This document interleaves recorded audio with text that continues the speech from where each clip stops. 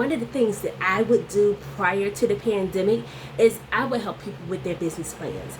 And it was not something that at that time that I was charging for, because I really do enjoy research. And one of the things that you need to do if you're going to do a business plan is research. And when you get to see somebody open their business based off of the plan that you help them put in place, it's an amazing feeling. It really truly is an amazing feeling, and I'm so happy and blessed that I'm able to do this as my profession and not just as a hobby. So last week we talked about business registration and licensing. So that was our main topic. Our subtopics were the different business structures, and then we compared the business licensing and registration through Pennsylvania, New Jersey, and Delaware. We got a chance to see all the different, the similarities and the differences in each of those states. So we did that, and then we dived into the EIN, which was something that is amazing because we get a lot of questions about this EIN. And we talked about what the EIN is and what's the purpose of the EIN and how to obtain that EIN. And if you guys are interested in starting your own business and you're still a little stuck on it, or it just seems too overwhelming, do let us know. So now this week we're going to talk about business plans, and not just business plans, but business plans that investors want. Okay, there is a big difference in that. Today we're going to cover what is the purpose of a business plan. Okay, it's not just a document that's going to sit on your shelf. You're actually going to utilize this plan, and we're going to describe how you're going to do that. And we're going to talk about the sections of a business plan.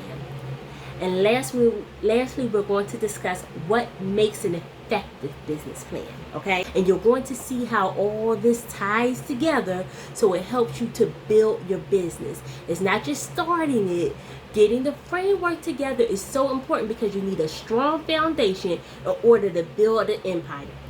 An effective business plan is having a clear vision, being honest about your financial health, and research. If your goal is to receive funding, then you want the investors not to have to ask you for additional information.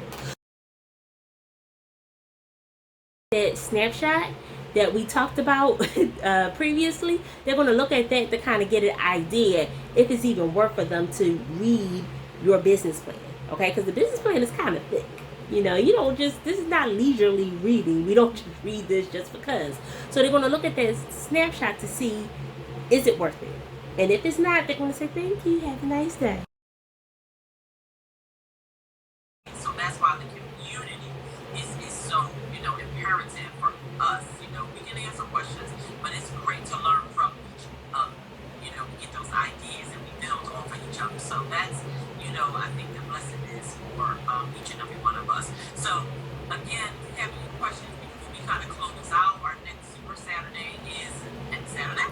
And we're going to be sending out information for that as well.